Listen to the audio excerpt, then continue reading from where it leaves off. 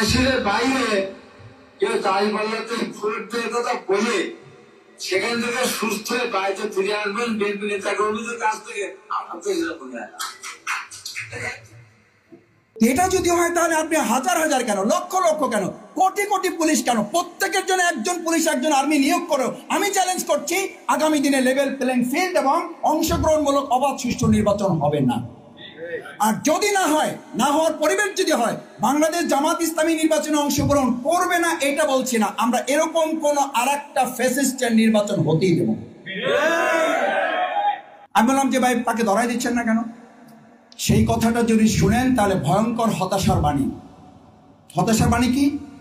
যে যত বেশি জামাতকে, ছাত্র শিবিরকে যে যত বেশি গালিগালাজ করতে পারবে, যে যত বেশি অত্যাচার করতে পারবে, তার নমিনেশন তত কনফার্ম।